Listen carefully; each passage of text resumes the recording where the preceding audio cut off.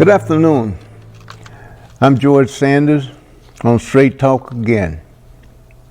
It's always a golden opportunity for me to come to our local television station here and pass out some information and concerns with regards to different issues here in the town of Littleton. And I'm appreciative of you listening in to what I have to say. I want to talk a little bit about the town upcoming meeting, which is going to be the 7th of May. I encourage as many people as possible to come out to this town meeting because it is very important, and we have advanced that we're going to try something different at the town meeting this time. We're going to try to give you a clicker to put in your hand and vote instead of raising your hand. So I think that the voting will be expedited a lot quicker, count is a lot quicker, and I think that it will enhance the town meeting overall, and that you won't have to spend a lot of time there like in the past where we've had to ballot and stand in line and so forth and so on. So I really encourage you to come out May the 7th and vote with this new clicker that we have that is available. I want to talk to you about two items that I have on the agenda of the town meeting. One is going to be Article 32, which is a citizen petition article, public hearing requirement for the town of Littleton projects.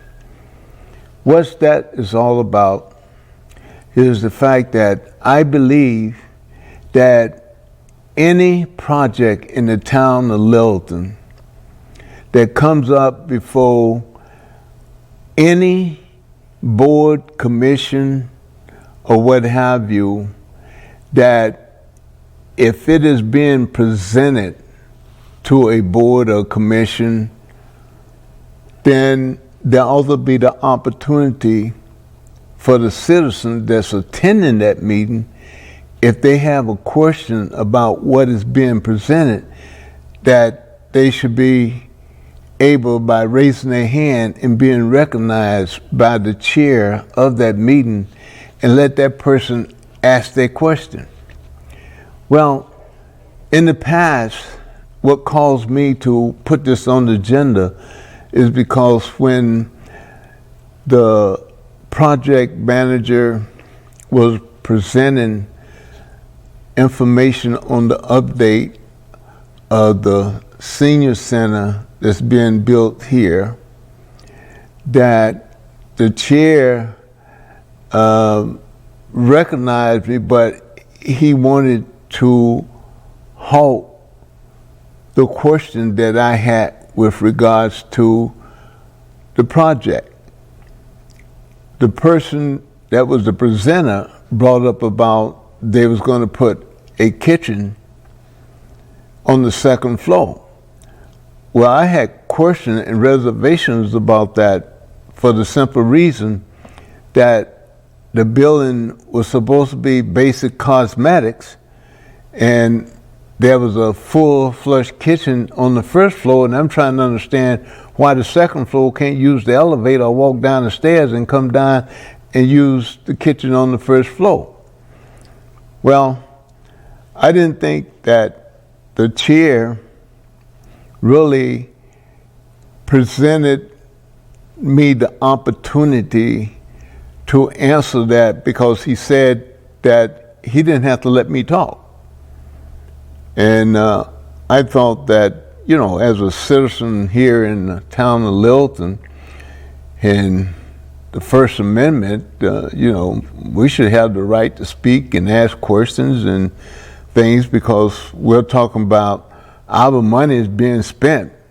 Like for this project, it's up to about $18.5 million. I think I should have the right to speak about what's going on here. So it was the concern that he also presented about the Indian Hill Music Center, which was the concern that I had for that building, because he is also the individual that was passing out information or updating about the senior center, and he also was updating about the Indian Hill building there as well. So that's where the question that I had when he brought up about the kitchen that was going to be put on the second floor. And I felt that we passed purchasing that property for $3.5 million, and it's supposed to be cosmetics that was going to take and all that needed to be done. So I didn't think that it was right, because a lot of people had a lot of wish lists of items that they wanted to do to that building.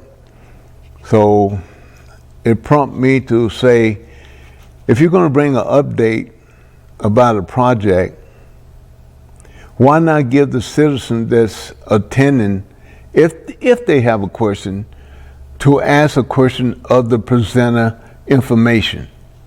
And I think that is something that you and I, as citizens, should have the right to do. I don't think because you are the chair that you just says, no, if I don't want to let you talk, then you can't talk. That's not the way. That's not being transparent. The transparency is very important when we start talking about spending money. And I keep my eye on the ball. And the ball that I refer to is the budget. How much money is being spent?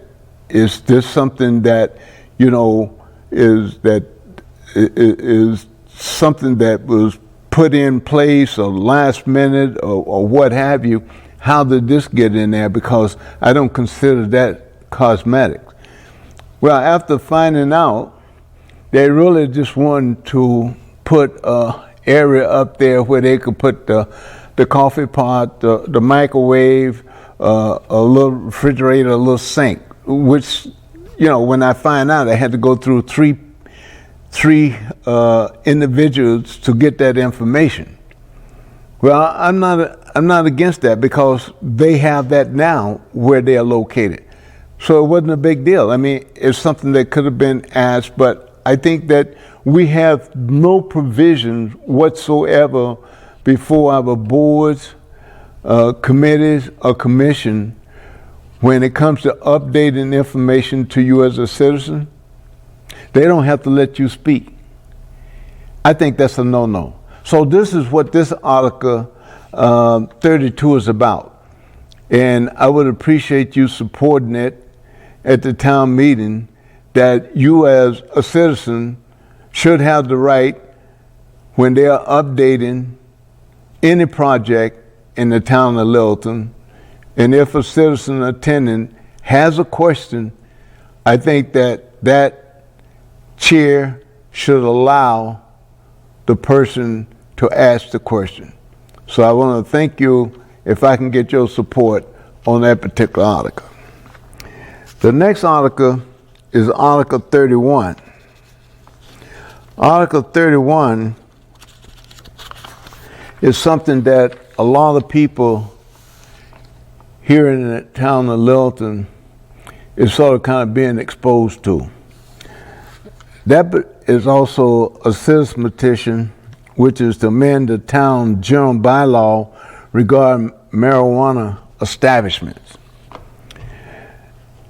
It is nothing to do with the establishment in the sense that I am against it. I am not against it.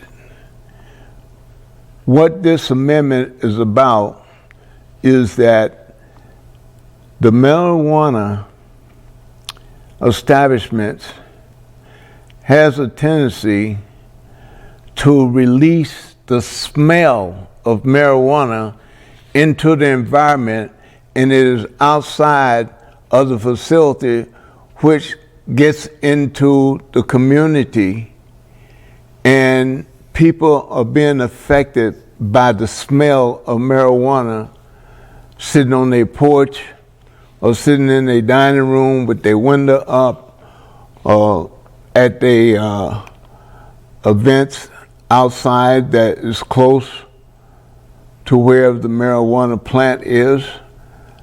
I think that we as citizens have no problem with them having that type of a business, but why should we be exposed and suffer from the smell of the marijuana? Because as it stands, there are no controls whatsoever in the town or at the state level with regards to controlling marijuana smell coming from establishments. So I decided that I would take and put something together because of my background dealing with smell, that we could probably put something in place, and we may later on need to tweak it a little bit more or whatever the case is. But right now, Littleton has nothing in place to control the smell of the marijuana getting outside of these establishments, getting into the atmosphere, going downwind or upwind, whichever direction that the wind may be blowing, and you as a resident, you are smelling this marijuana smell. We have nothing. You call in and you say, here's a complaint, the marijuana smell, and what mechanism or tools does the town of Littleton have at play that can deal with that? They have absolutely nothing. The only thing they can do is shut down the operation if it's such a nuisance that the smell is so strong and so heavy that it's affecting the citizens in that area. That's the only thing they have. They have nothing to say how you do it, how you control it. The health board doesn't have anything to say how you control it, how you do it, nothing. We have absolutely nothing in place.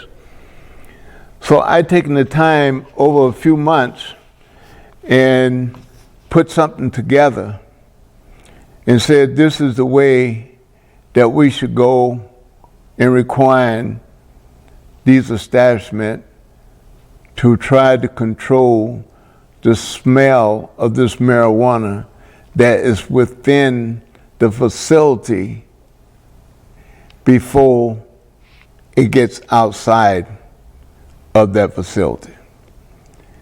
And the best way to control it is with the carbon charcoal filters, having a system which is a negative pressure system, which means that it sucks up the air into a filter system and gets processed, and then for the air exits outside the building to the environment, that charcoal filter will attack that smell and kill that smell and let the air go on out without the smell of the marijuana exiting. However, you have to do test runs to see the life of the filter as to how long you can have the filter in place before you have to change it. So this is a way that we can help control the smell of the marijuana here in the town of Littleton. No one has anything in the state, no other community that I know of have anything in place with regards to controlling the marijuana smell that is produced in these facilities. So there's been big concern, not about the marijuana facilities, but the marijuana smell that's getting outside other facilities. This has been the main concern and complaint that has been passed on to the Select Board, Board of Health, and they base it, it's falling on a deaf ear because there's nothing that they really truly can say to these producers. They have nothing to deal with. And that's why I'm asking you at the town meeting to vote this through so that we will have something in place that we can use to help control the smell from getting outside of the facility. Because if we don't, you're going to continue to have this smell. And it would take some time. Eventually, the chemicals that is in the atmosphere, the gases and so forth and so on, will eventually neutralize most things that get released into the atmosphere. But it depends on the distance where it's released as to how much time it would travel downwind or upwind before it neutralizes it. But as it stands right now, there is nothing that is in place to deal with the marijuana smell that we have from these facilities. And at the town meeting, I will give a brief overview of what this article is about, and hoping that you get the opportunity to see this here so that you will be a little bit more educated about why this article is on the warrant and why we need it. We need it. No one came to me and said, George, will you do this? I know about it and I know what's going on. I participated in the meetings at the planning board and talked about it because they had an applicant there that wanted to expand, and I guess there was problems with smell from marijuana and so forth. And I had asked the planning board, which I presented this to the planning board, and I was told by the chair of the planning board, yeah, we'll work on it this spring and so forth and so on. Well, it never materialized, nothing ever happened. So I said, you know what?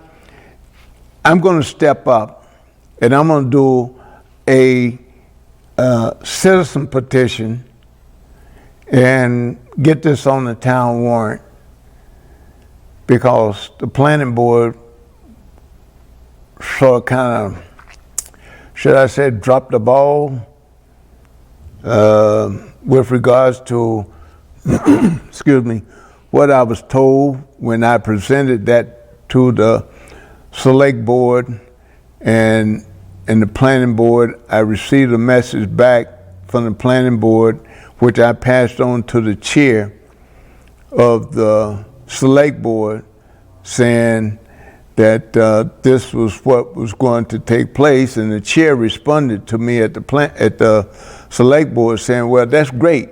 Maybe we'll get something done and we'll have control of getting this smell under control. But nothing happened.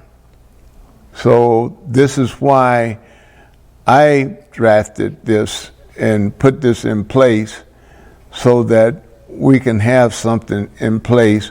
And like I say, we may have to tweak this a little bit later on with regards to this or that or whatever the case is. But at least we'll have something when there's a smell come up, we can find out whether or not they have a negative pressure system in place, because that is what will be required to take care of the marijuana smell that is currently exiting the facility and getting into the environment, and citizens smelling this marijuana smell that they don't care to smell. So that is what I am asking your vote for on the 7th of May to pass this. And I want to thank you for supporting this in advance, if you will. And lastly, I just want to say that we are fortunate here in the town of Littleton that we have individuals that is on committees like FinCom, especially in the select board, where they are being tough with how Littleton spends money.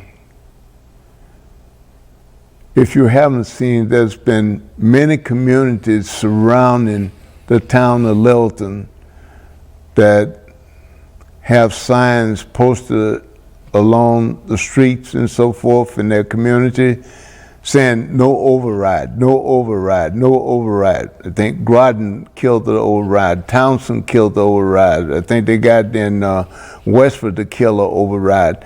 I mean, there's so many overrides that's been flying up in various communities around that you have to take a second look and say, wow, I'm so glad that Littleton is not being faced with an override here, because we have good, strong managers on FinCom especially that is saying, wait, if you can't afford it, then you can't buy it.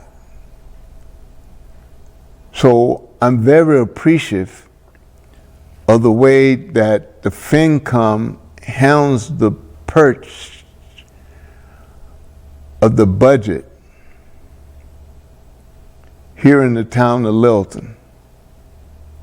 You as a citizen, you should be very appreciative of those individuals on that committee, because they are doing a superb job, in my opinion, when it comes to managing, recommending, and approving how Littleton is able to live within its budget. That means the amount of money that they collect from us as taxpayers, they have to be able to live within that criteria, because you and I have a budget that we live within, and we don't have nobody else to go and ask and give us extra money if we find ourselves in need of something. So my hat is off to FinCom. And I want to thank you for this opportunity to come before you today and ask for your vote on Article 31 and Article 32, and to let you know I'm appreciative of the FinCom, because we are not under the stress of looking at overrides. Thank you very much, and have a good day, and I'll see you the next time.